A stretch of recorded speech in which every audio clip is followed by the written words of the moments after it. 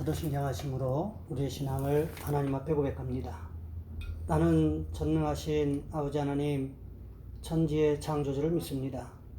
나는 그의 유일하신 아들 우리 주 예수 그리스도를 믿습니다.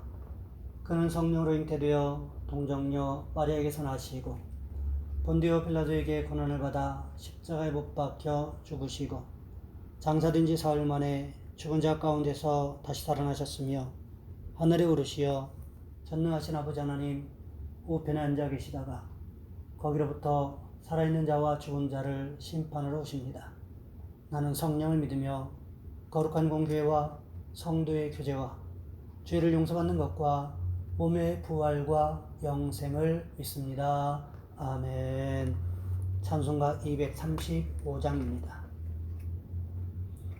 보아라 즐거운 우리 집 밝고도 거룩한 천국에 거룩한 백성들 거기서 영원히 영광에 살겠네. 거기서 기쁘고 즐거운 집에서 거기서 영원히 영광에 살겠네. 앞서간 우리의 친구들 광명한 그 집에 올라가 거룩한 하나님 보좌 앞 찬미로 영광을 즐기네. 거기서 기쁘고 즐거운 집에서 거기서 찬미로 영원히 즐기네. 우리를 구하신 주님도 거룩한 그 집에 계시니 우리도 이 세상 떠날 때에 주님과 영원히 살겠네. 거기서 기쁘고 즐거운 집에서 거기서 주님과 영원히 살겠네. 우리의 일생이 끝나면 영원히 즐거운 곳에서 거룩한 아버지 모시고 기쁘고 즐겁게 살겠네. 거기서 기쁘고 즐거운 집에서 거기서 기쁘고 즐겁게 살겠네. 아멘. 오늘 말씀 요한복음 10장에서 보겠습니다. 요한복음 10장 11절로 21절까지 말씀입니다. 제가 가진 성경은 신약성경 162쪽에 있습니다. 제가 봉독해 드립니다. 나는 선한 목자라. 선한 목자는 양들을 위하여 목숨을 버리거니와 삭구는 목자가 아니요 양도 제 양이 아니라 이리가 오는 것을 보면 양을 버리고 달아나느니 이리가 양을 물어가고 또 해치느니라. 달아나는 것은 그가 삭군인 까닭에 양을 돌보지 아니함이나 나는 선한 목자라. 나는 내 양을 알고 양도 나를 아는 것이 아버지께서 나를 아시고 내가 아버지를 아는 것 같으니 나는 양을 위하여 목숨을 버리노라. 또 이 우리에 들지 아니한 다른 양들이 내게 있어 내가 인도하여야 할 터이니 그들도 내 음성을 듣고 한 무리가 되어 한 목자에게 있으리라. 내가 내 목숨을 버리는 것은 그것을 내가 다시 얻기 위함이니 이로 말미암아 아버지께서 나를 사랑하시느니라. 이를 내게서 빼앗는 자가 있는 것이 아니라 내가 스스로 버리노라. 나는 버릴 권세도 있고 다시 얻을 권세도 있으니 이 계명은 내 아버지에게서 받았노라 하시니라. 이 말씀으로 말미암아 유대인 중에 다시 분쟁이 일어나니 그 중에 많은 사람이 말하되 그가 귀신 들려 미쳤거늘 어찌하여 그 말을 듣느냐 하며 어떤 사람은 말하되 이 말은 귀신 들린 자의 말이 아니라 귀신이 맹인의 눈을 뜨게 할 수 있느냐 하더라. 아멘. 오늘 본문의 말씀을 가지고 예수님의 선택이라는 제목으로 함께 말씀을 살펴보겠습니다. 팀 한셀이라는 유명한 교육자가 리더십이라는 책에서 10년 만에 만난 친구에 대해서 말했습니다. 10년 전에도 참 성실한 그리스도인이었는데 10년 만에 다시 그를 만났을 때 놀라운 모습으로 변해 있었습니다. 그는 성령 충만했고 기쁨과 확신에 넘쳐 있었습니다. 그동안 내게 무슨 일이 있었니? 말 좀 해줘봐. 로마서를 다 읽고 내가 정말 죄인이라는 것과 성령님이 내게 오셨다는 사실을 깨달은 후부터야. 그것은 전에도 마찬가지였잖아. 맞아.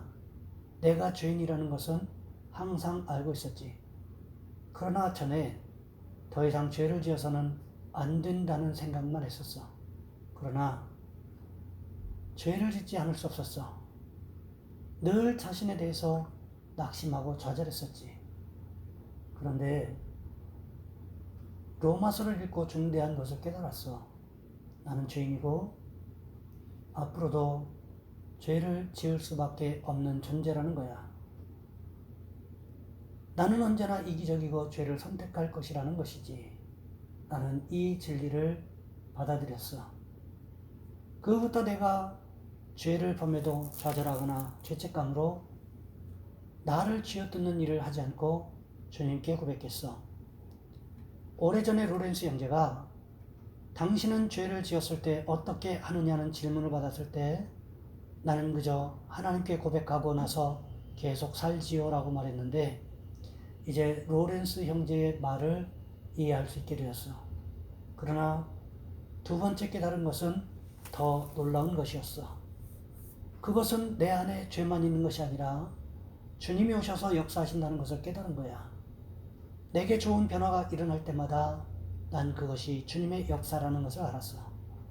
그후부터 나는 나를 통해서 주님이 어떻게 역사하시는가를 지켜보는 재미로 살고 있어. 나는 그저 그분이 하시는 일에 감사하고 놀라고 기대하는 것뿐이야. 전에 나는 나의 죄성을 바라보며 낙심에 빠져 살았지. 그러나 예수님을 영접한 사람은 자신 안에 역사하시는 주님을 바라보며 살아야 한다는 것을 깨달았지. 이제 난 항상 내 삶에 역사하시는 주님을 보고 있어. 이것은 일시적인 감정이 아니야. 정말 생생한 사실이고 끊임없이 일어나는 사건이야. 팀 한셀은 이렇게 말했습니다. 내 친구는 변화되었습니다. 나쁜 사람으로부터 좋은 사람으로가 아니라 좋은 사람으로부터 놀라운 사람으로 말입니다. 오늘 주님은 우리를 여전히 부르시고 선택하신다는 것을 기억하셔야 한다는 것입니다. 선한 목자로서 주님은 오늘도 우리를 부르고 계신다는 거지요. 오늘 본문 11절 말씀해 보시면 선한 목자는 양들을 위하여 목숨을 버리거니와 라고 말씀하고 계십니다. 15절 말씀해 보시면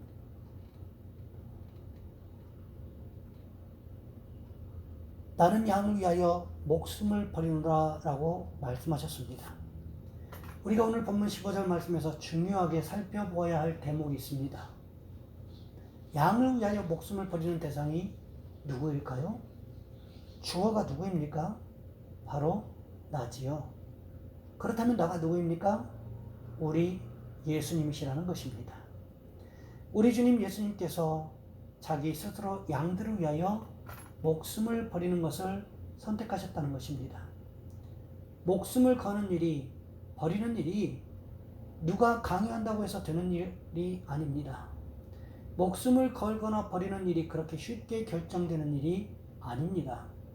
그렇지만 우리 주님께서는 스스로 목숨을 버리는 길을 선택하셨다는 것입니다. 이것이 누구를 위해서였을까요? 오늘 본문 15절 말씀의 목적어가 무엇입니까? 바로 양들이 목적이지요. 예수님께서 목숨을 버리는 일이 자기의 의를 이루기 위해서가 아니었다는 것입니다. 왜 그렇게 소중한 목숨을 스스로 버리기로 결정하셨습니까? 양들을 사랑하셨기 때문에 우리 주님은 자신을 위해서 목숨을 버린 것이 아니라 양들을 위해서 버리셨습니다. 예수님의 선택은 어디까지나 양들을 위한 선택이었다는 것입니다. 오늘 본문 17절과 18절 말씀을 보시면 이렇게 기록하고 있습니다. 내가 내 목숨을 버리는 것은 그것을 내가 다시 얻기 위함이니 이로 말미암아 아버지께서 나를 사랑하시느니라. 이를 내게서 빼앗는 자가 있는 것이 아니라 내가 스스로 버리노라. 나는 버릴 권세도 있고 다시 얻을 권세도 있으니 이 계명은 내 아버지에게서 받았노라 하시니라.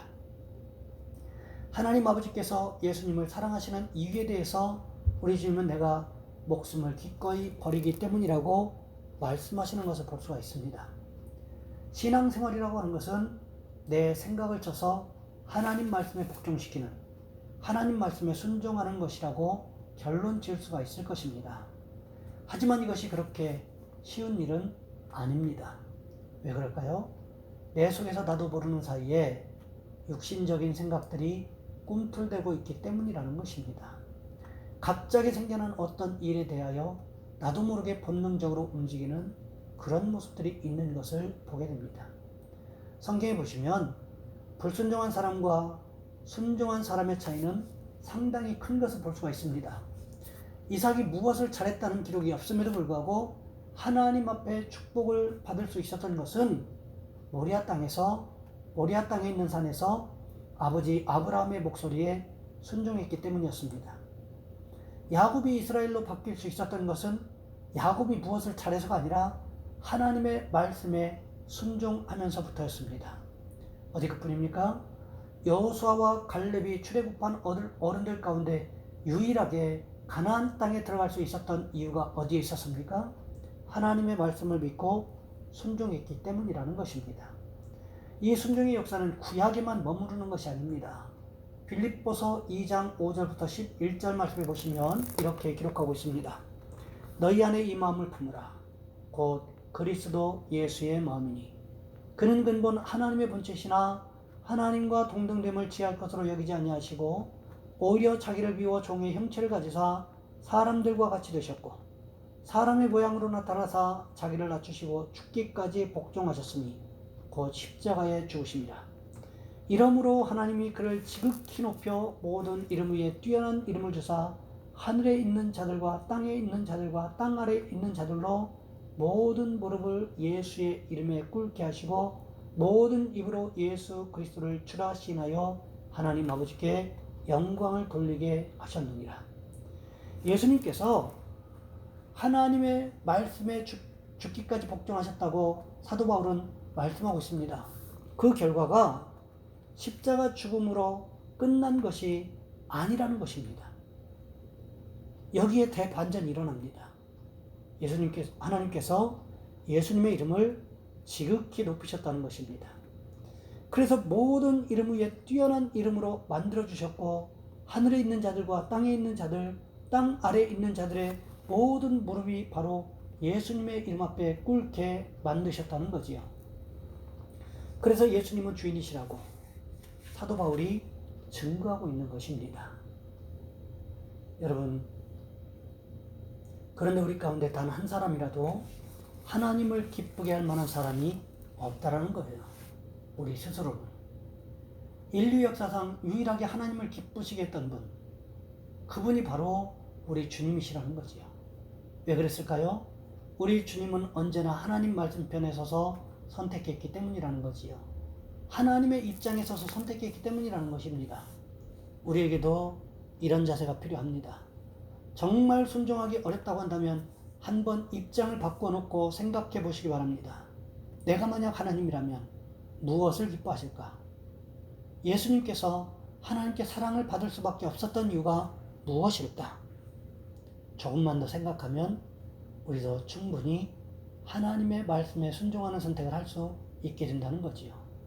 바라기는 우리 모든 성도님들께서 우리 예수님과 같이 날마다 주님 말씀에 순종하기로 선택하는 축복이 있으시기를 주님의 이름으로 부탁을 드립니다.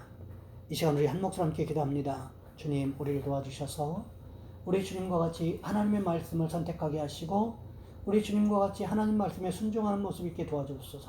특별히 기도하기는 하나님 오늘 주일인데 예배를 통해서 하나님 영광 받으시고 우리의 예배가 신령과 진정으로 드려지는 예배가 되게 도와주옵소서. 이 시간 우리 주여 한번 간절히 부르시는 후에 한 목소리 함께 기도합니다. 주여, 사랑의 하나님, 우리를 도와 주시기를 원합니다.